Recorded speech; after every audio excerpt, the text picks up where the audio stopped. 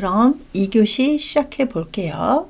우리 1교시 마무리에 입원료 했었는데 잠깐 좀 정리를 해보자면, 요양병원 같은 경우는 이 입원료 산정 지침이 의학관리료, 그 다음에 간호관리료, 그리고 병원관리료로 해가지고 입원료를 산정을 할 때 이 소정점수 퍼센트가 좀 다르다라고 말씀을 드렸었습니다.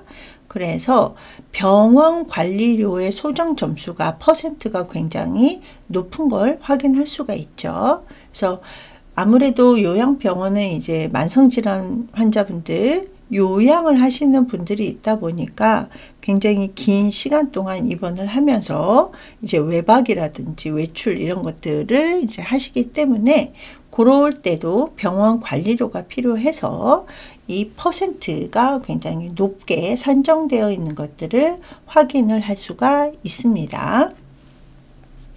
자, 그 다음에 입원료에서 중환자실, ICU 입원료 같은 경우는 이제 요양병원인데 중환자실을 갖추고 있어야 되겠죠. 그래서 어떤 이제 시설이 정확하게 갖추어 있고, 중환자실을 감당할 수 있는 인력이라든지 장비 이런 것들을 갖추어 있는 상태에서 중환자실을 운영을 하겠다라고 하면, 당연히 중환자실 운영하겠다라는 거를 심평원에 미리 고지가 되어 있는 상태에서 중환자실 입원료를 산정을 하셔야 되는데요.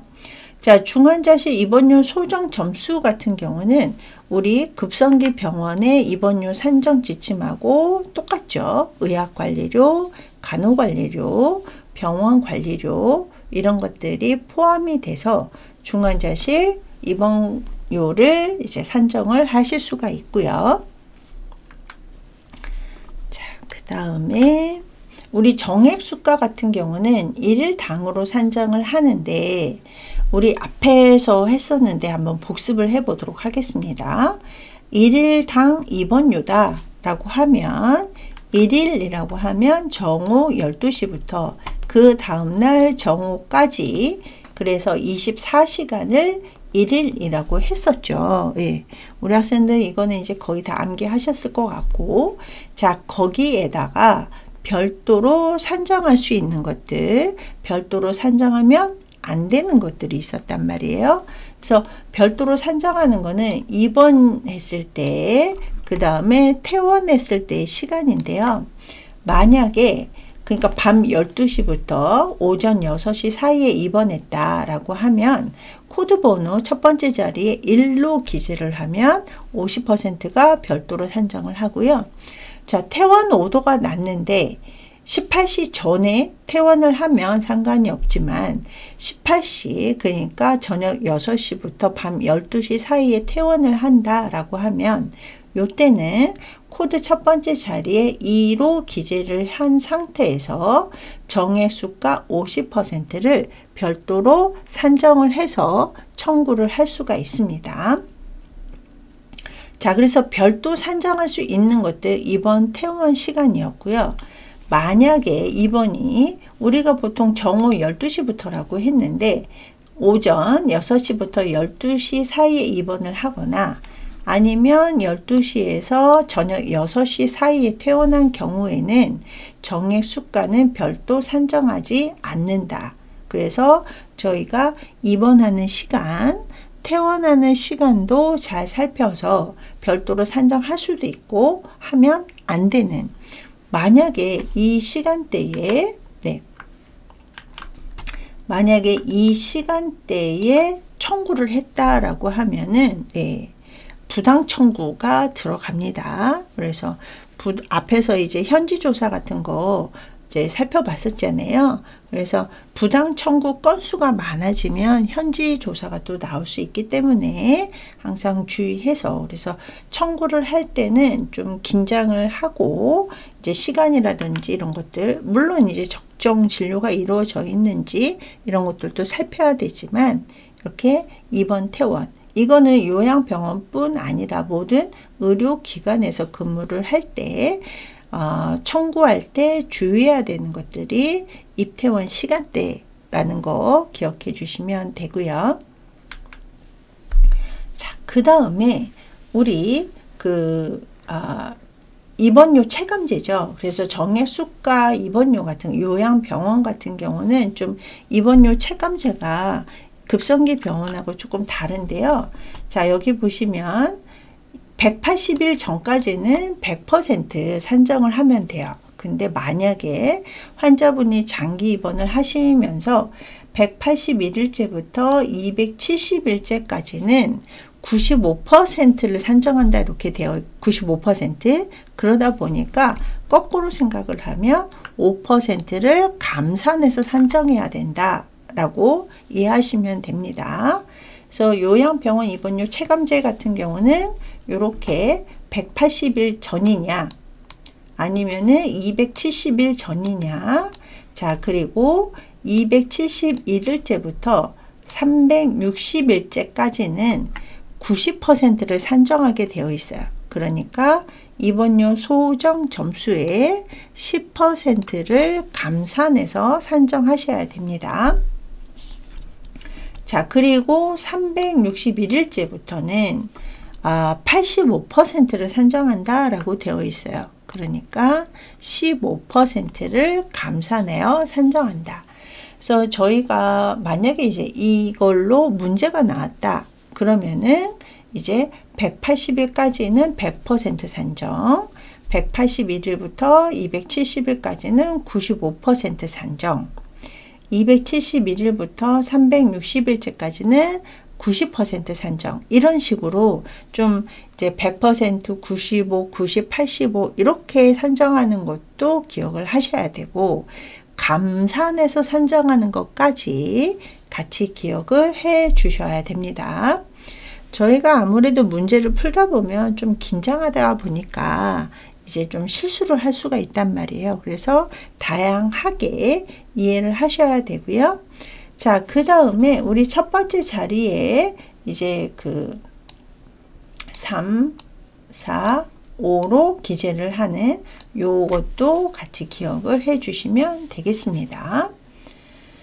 자, 그 다음에 요양병원에서 수가 입원료를 산정을 할 때 여기 보시면 퇴원을 하신 후에 다시 입원하면 1일부터 산정을 해야 되잖아요. 근데 90일 이내에 재입원했다 라고 하는 경우에는 입원 기간 이전 입원 기간을 합산해서, 그래서 이제 뭐 예를 들어서 이 환자분이 179일까지 입원을 하면 우리가 이제 100% 산정이 되잖아요. 그리고 퇴원을 하셨어요.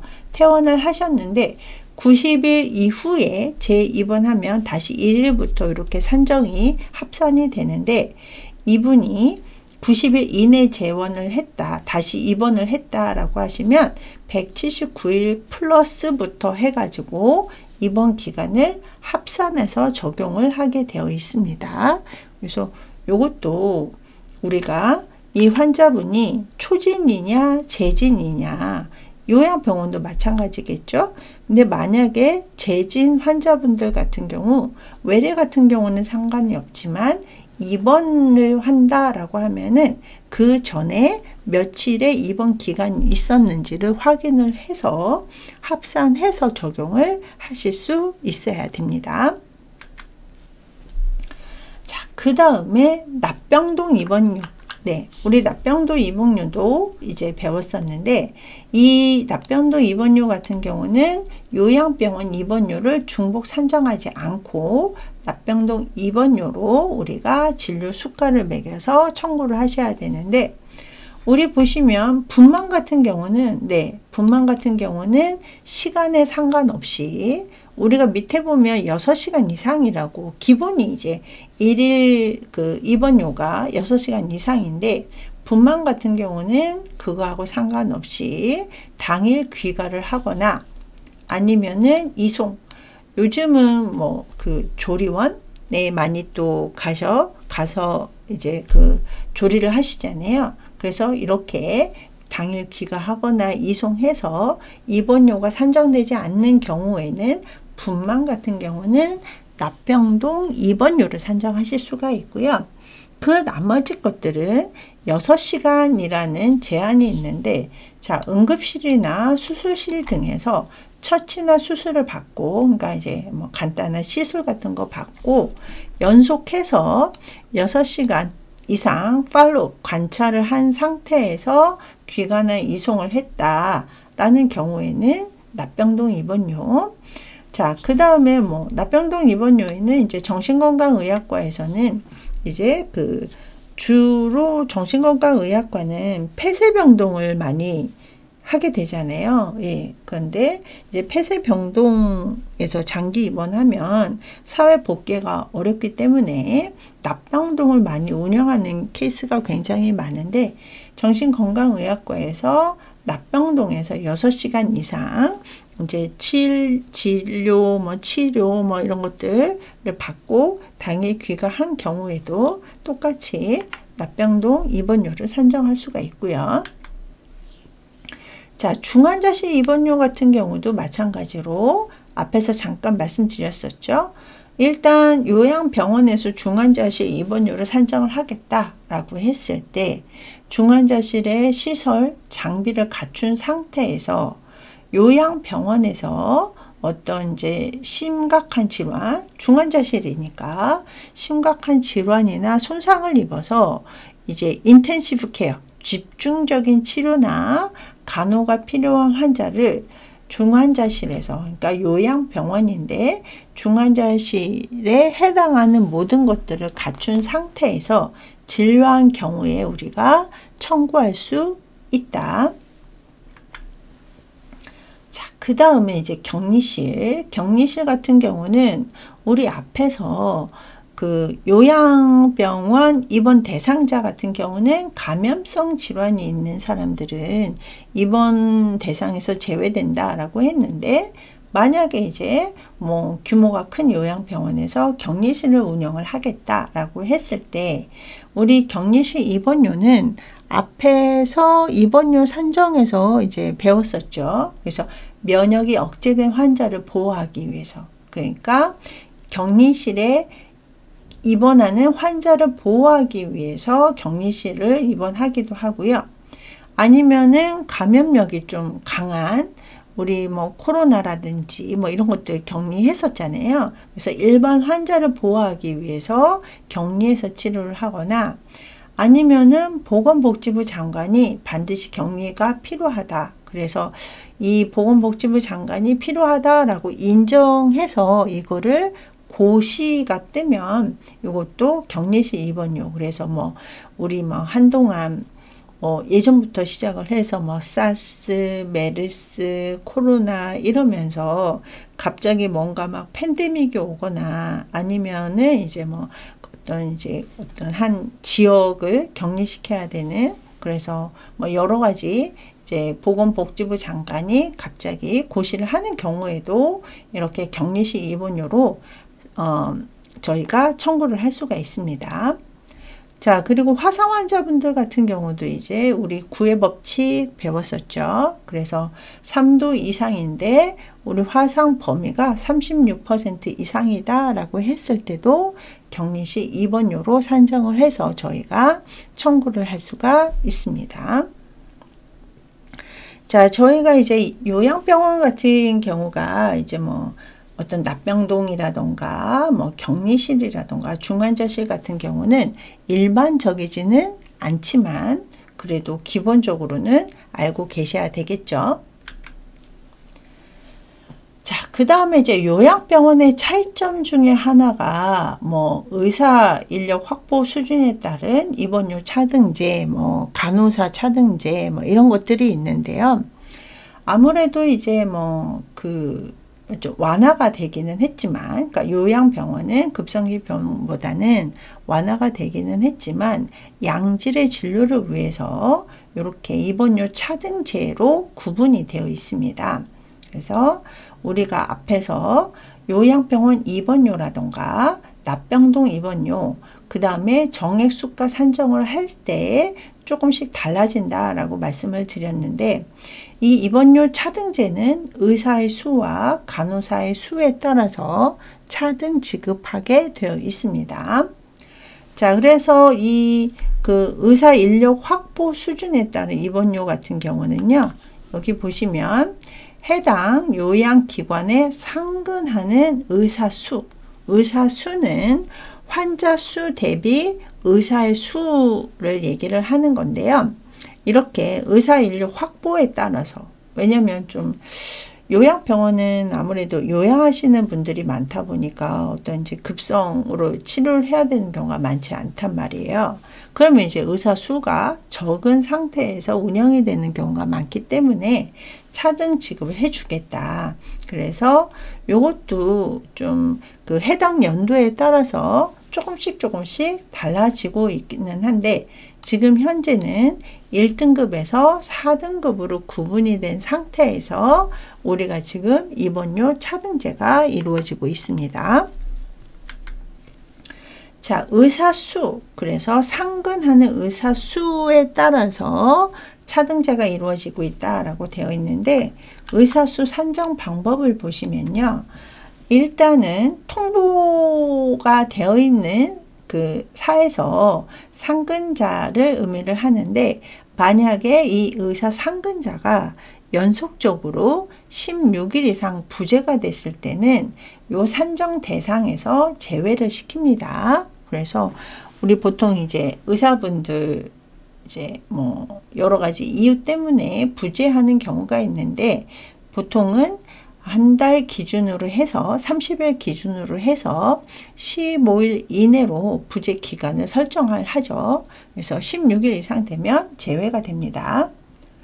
자, 그 다음에 상근하는 의사 말고 시간제 의사나 격일제 의사 같은 경우도 이제 0.5인으로 인정이 되는데, 이 시간제 의사나 격일제 의사 같은 경우가 기준이 주 3일 이상 근무를 해야 되고, 일주에 20시간 이상 근무를 하게 되면 이 0.5인으로 인정이 되고요. 자, 그 다음에 기간제 의사, 일정 기간 동안 계약에 의해서 일을 하게 되는 이 기간제 의사 같은 경우는 여기 보시면 계약이 3개월 이상 고용 계약을 하겠다라고 체결한 경우에는 기간제 의사는 1인으로 인정을 하게 됩니다. 자, 그래서 의사수 산정 방법은 기본적으로 상근 의사를 이제 기본으로 하게 되고요. 그 다음에 시간제 의사나 격일제 의사 같은 경우는 요 시간, 그래서 근무일 그리고 근무 시간만 이제 인정이 되면 0.5인, 그 다음에 기간제 의사 같은 경우는 3개월 이상 근무를 하게 되는 경우에는 1인으로 산정을 한다. 자, 그리고 산정 기간은 전전분기, 우리 이제 1년을 12개월을 이렇게 4분기로 나눠서 전전분기 마지막 월 15일부터 전분기 마지막 14일까지 재직일수를 평균으로 해서, 그러니까 우리가 4분기로 나눈단 말이에요. 예, 4분기로 나누어서 우리가 산정을 하게 되고요. 자, 그 다음에 의사 수는요, 일단은 보건의료자원 신고의 토탈 포털에 입사 즉시 신고가 되는 날부터 해가지고 우리가 이거를 이제 산정을 할 수가 있기 때문에 의사의 재주기 수가 굉장히 중요하죠. 그리고 인원도 중요하고, 그리고 의사가 시간제냐 격일제냐 기간제냐에 따라서도 또 달라지기 때문에 요 입원료 차등제가 금액이 또 이제 적지 않단 말이에요. 그러다 보니까 의사의 입사나 퇴사 날짜도 굉장히 정확하게 신고가 되어 있는 상태에서 저희가 입원료를 산정을 할 수 있어야 됩니다. 그러면 산정 지침을 잠깐 볼게요. 인원수, 그래서 환자 35명대 의사가 1명이면서 전문의, 그러니까 우리가 뭐 인턴이나 전공의가 아니라 전문의 비율이 50% 이상일 경우에는 1등급이 돼요. 예. 그러니까 의료기관, 요양병원이 1등급으로 지정이 된다라는 얘기죠. 그래서 1등급 같은 경우는 입원료 소정 점수의 13%를 가산하게 되어 있습니다. 예, 그러니까 적은 금액이 아니죠.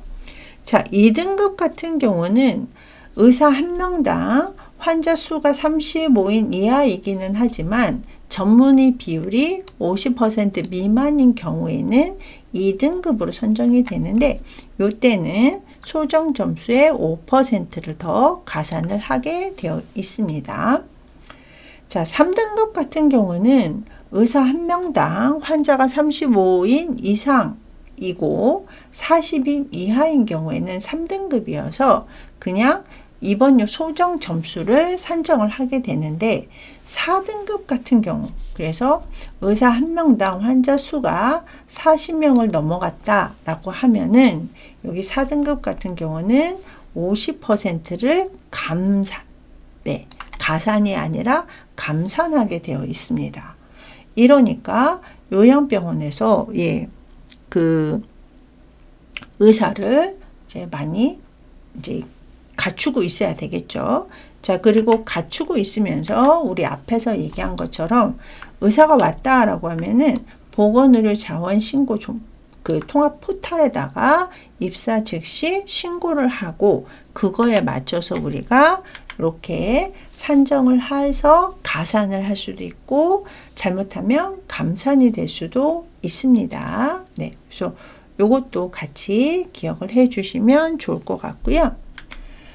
자, 그 다음에 이제 산정 기준 같은 경우는 앞에서 얘기했다시피 의사 수 대 환자 수인데, 환자 수 같은 경우는 납병동 입원 환자를 포함합니다.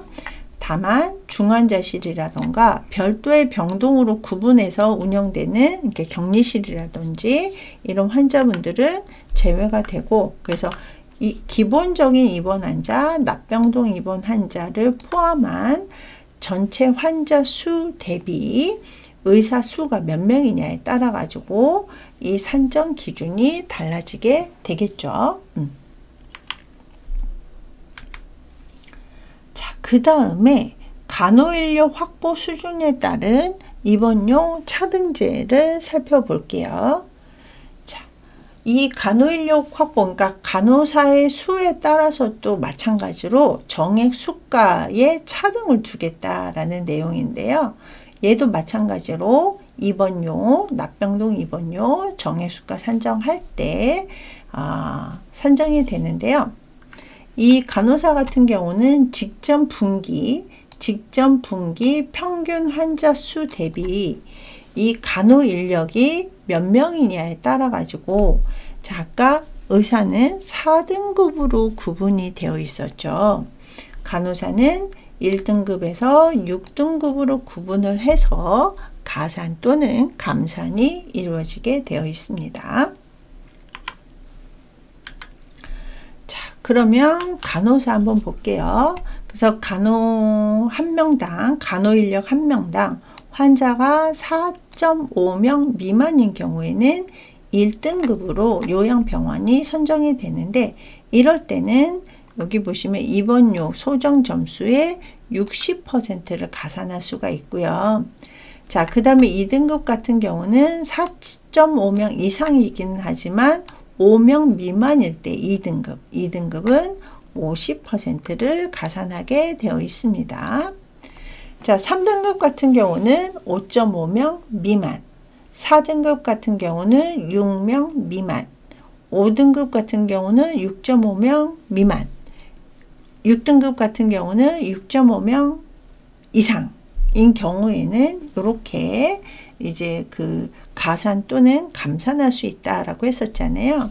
그래서 이 인원수도 있고요. 그 다음에 가산 퍼센트를 보시면 1등급은 60, 2등급은 50, 3등급은 35% 가산할 수 있게 되어 있고, 4등급, 자, 그 다음에 5등급은 그냥 소정 점수로 산정이 되어 있습니다. 자, 6등급 같은 경우는 50% 감산하게 되어 있었죠. 그래서 의사에 해당하는 이 입원료 차등 점수도 가산 퍼센트도 굉장히 높지만 요양병원 같은 경우는 또 간호 인력에 따른 요 가산 퍼센트가 굉장히 높은 것을 확인을 하실 수가 있죠. 예. 자, 그래서 얘 같은 경우도 인원수, 네, 그래서 기본이 1등급은 환자 수가 4.5명 미만일 경우에는 또 1등급으로 산정이 되기 때문에 요양병원에도 간호 인력이 굉장히 많이 시급하다라는 것을 확인할 수 있습니다. 또 우리나라가 지금 이제 뭐 고령화 사회, 고령 사회, 초고령 사회, 그래서 이제 조만간 초고령 사회가 되다 보니까 이제 우리 초고령 사회가 전 국민 대비 65세 이상의 인구수가 20% 이상일 때 우리가 초고령 사회라고 한단 말이에요. 그러면 보시면 10명 중에 2명이 65세 이상인데 우리나라 현재 질병 수명이 보통 한 뭐 대략 잡아도 15년 이상이 된단 말이에요. 예, 15년 이상 이런 이제 질병 수명을 갖고 있는 노인분들이 많다 보니까 급성기 병원 같은 경우는 우리가 이제 일반적으로 얘기하는 의료기관 같은 경우는 병상 회전율 이런 것들도 중요하고 또 급성기 환자분들이 이제 입원을 해야 되기 때문에 장기간 입원을 못 한단 말이에요. 그러다 보니까 요양을 해야 되는, 그러니까 집에 계시기가 어려우신 분들, 요양을 해야 되는 분들 같은 경우는 요양병원으로 많이 이제 오시는 경우가 있는데 요양병원의 질도 굉장히 중요하게 생각이 되고 있는 시점인 거죠. 그러다 보니까 이제 점점 요양병원에 대한 수가 이런 것들도 바뀌게 되는 거고, 그 다음에 요양병원에 해당하는데 주 의료인, 그래서 의사나 간호사의 수에 따라서 이렇게 가산 또는 그 적정 인원에 못 미친다 그러면 감산하겠다, 이런 식으로 굉장히 많이 지침 자체가 달라지고 있습니다. 자, 그 다음에 이제 그 간호 인력의 그 산정 기준을 보시면, 자, 의사는 그냥 의사인데요. 간호 인력은요, 간호사 플러스 간호조무사거든요. 그러다 보니까 간호 인력의 환자 수인데요. 자, 근데 여기 보시면 간호사 수가, 네, 간호사 수가 18대 1을 초과한다라고 하면, 그러니까 간호조무사만 많고 간호사가 적다라고 하면은 또 감산을 하겠다, 이렇게 되어 있고요. 자, 그 다음에 그 간호인력 수 대비 간호사가 3분의 2 이상이다 라고 하는 경우에는 일당 2,000원을 별도로 산정을 하겠다, 이런 식으로 해서 우리가 보통 이제 간호사 수가 많으면 일당 2,000원 별도로 산정할 수 있다, 이런 것들을 굉장히 많이 얘기를 하고 있거든요. 그래서 우리가 이제 의사하고 간호 인력은 구분이 되어 있고, 간호 인력에도 간호사와 간호조무사의 퍼센트에 따라서 또 산정할 수 있는 것들이 달라지고 있다라는 거 같이 기억하시면 될 것 같고요. 자, 밑에도 마찬가지로 세부 기준 보시면 환자 수는 일반적인 요양병원 입원 환자 플러스 납병동 입원 환자까지 포함이 되어 있다.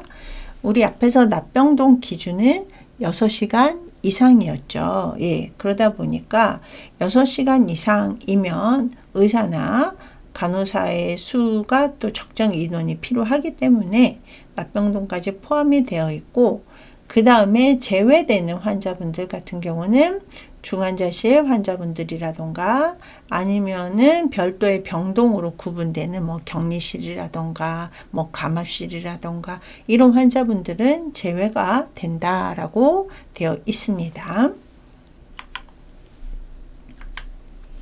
자, 그 다음에 우리 그 급성기 병원과 요양병원의 차이점 중에 하나가 이 인력 확보에 따른 별도 보상제인데요.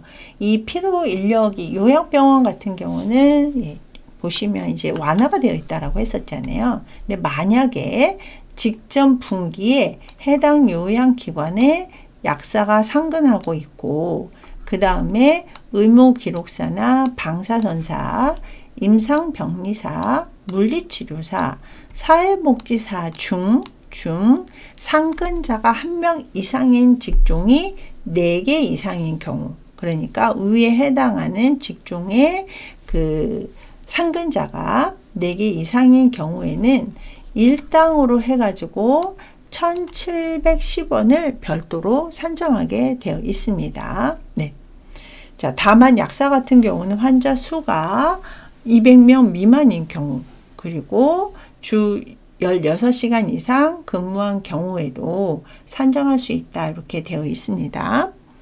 자, 그리고 만약에 방사선사가 있다라고 해서 이제 그 4명 이상이 조합이 돼서 별도로 산정을 했는데, 만약에 해당 병원에 방사선신을 갖추고 있지 않고, 뭐 하다못해 엑스레이 찍을 수 있는 장비, 엑스선 장비라든지 뭐 CT라든지 이런 것들을 보유하고 있을 때 산정이 가능하다라는 내용이죠. 예.